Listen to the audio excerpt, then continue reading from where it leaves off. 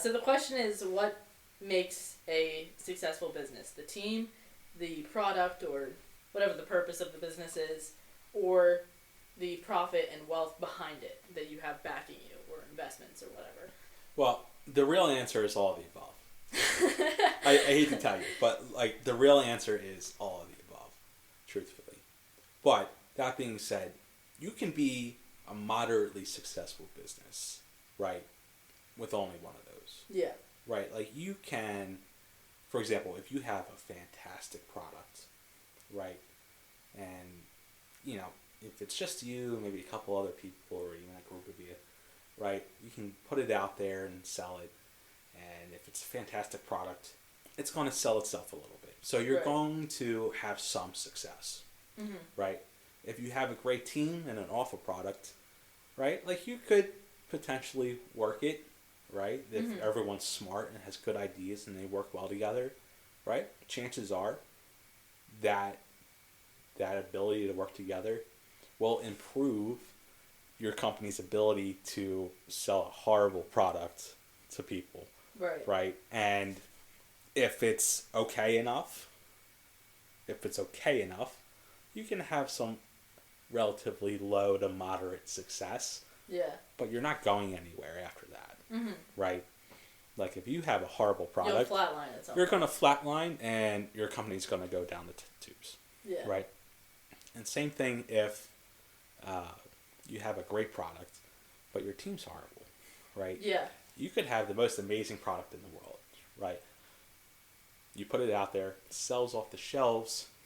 It's the equivalent of going viral Yeah. online, Mm-hmm. and then a year later you disappear, Right. right?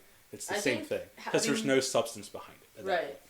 I think having a bad team will do you in faster than a bad product will. If it like starts off, like if a product that's bad gets off the shelves, even a little bit, like it's already rolling before word gets out that it's not that great. Right. But I think a bad team will kind of put holes in the sales before. Well, sure, because even if you have a great product, right, you get things to market and you do things really well, right, and people love your product, right.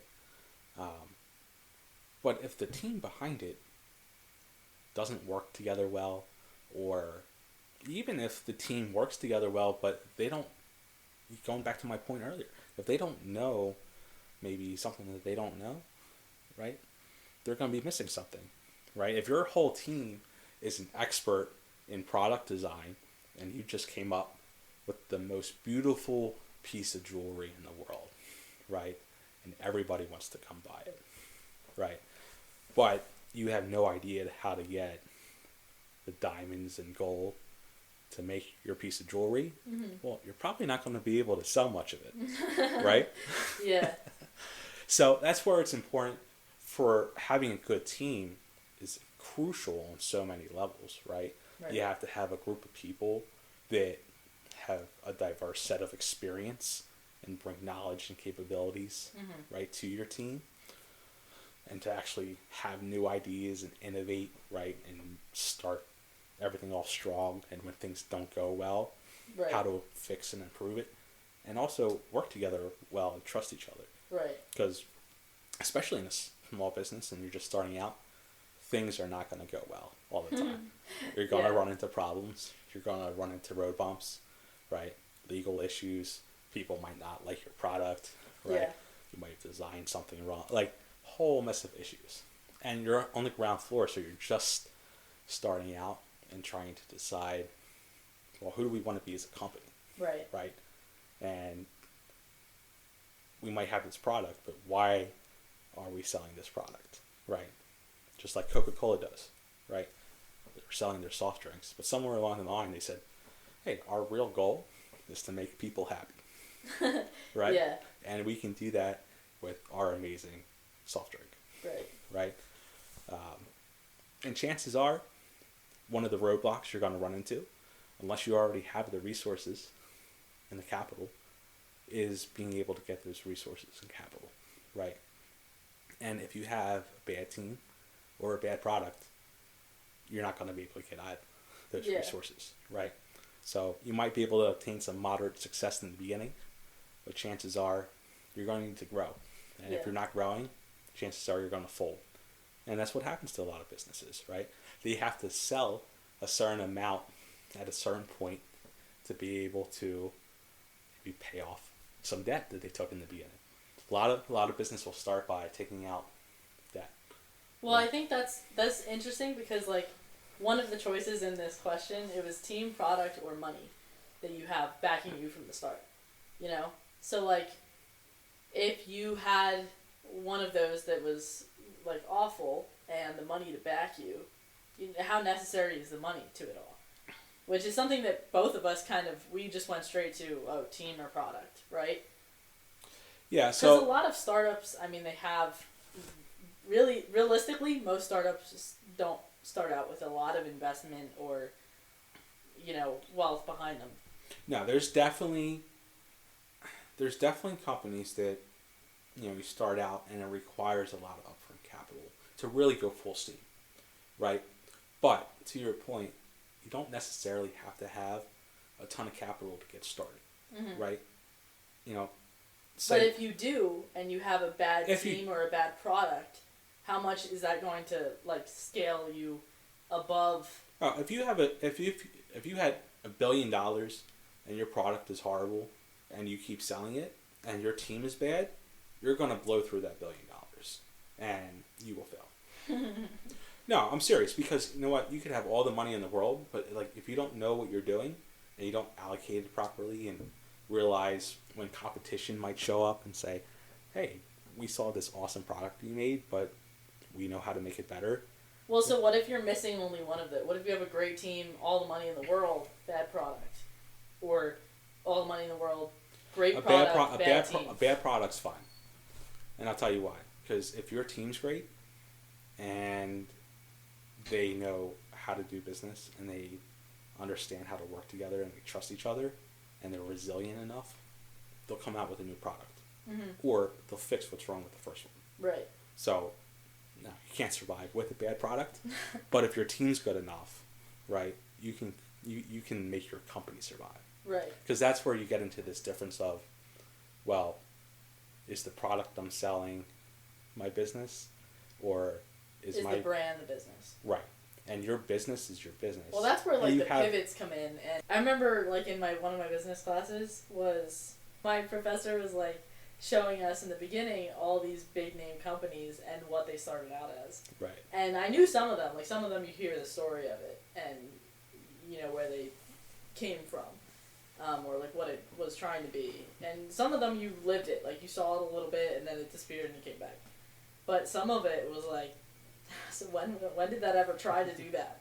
I think one of them was YouTube was started out as a video dating service. Just stuff like that these giant names that still exist today are doing.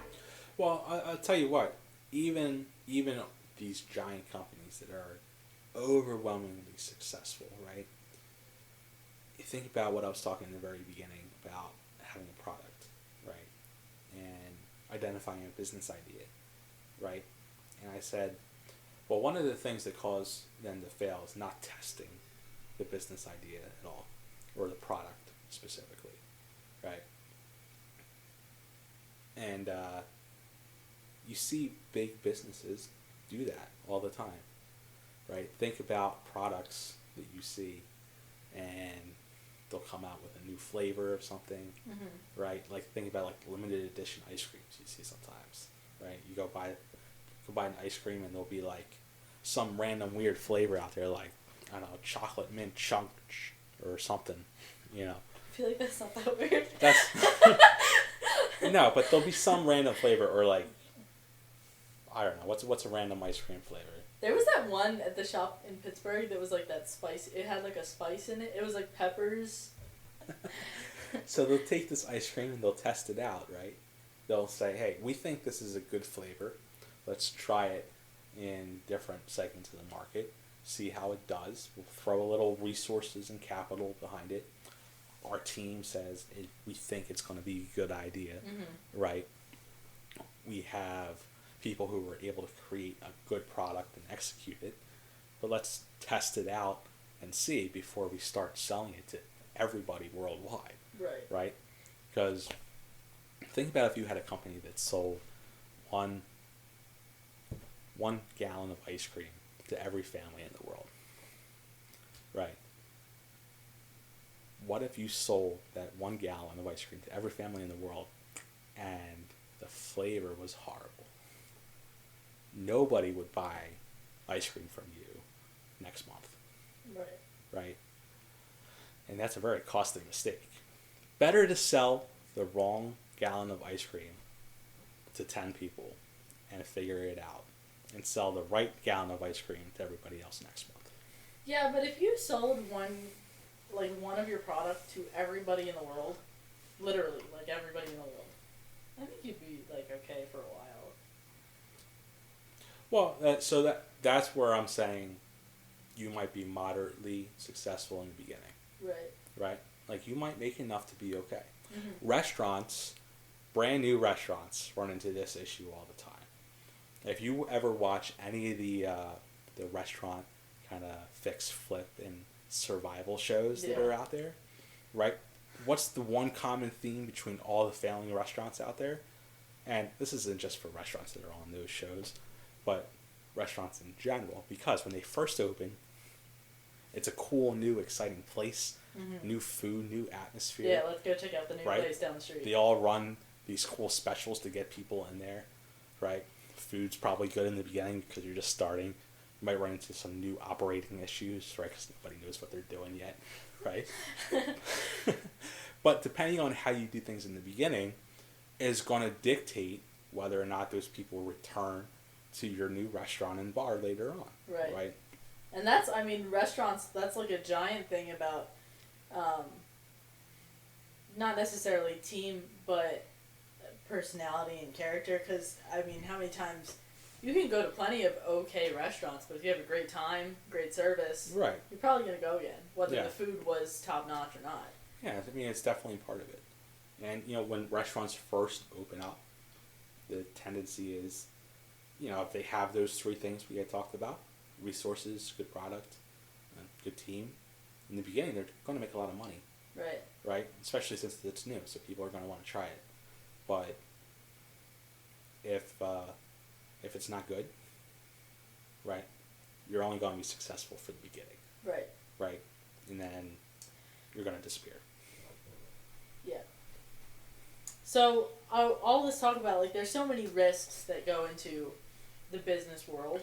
And this is something, again, that when we were talking earlier about just some of the topics, going over, what we were going to talk about today, I mentioned investing, and you said one of the big questions out there is, why not invest rather than put that time and money into your own business?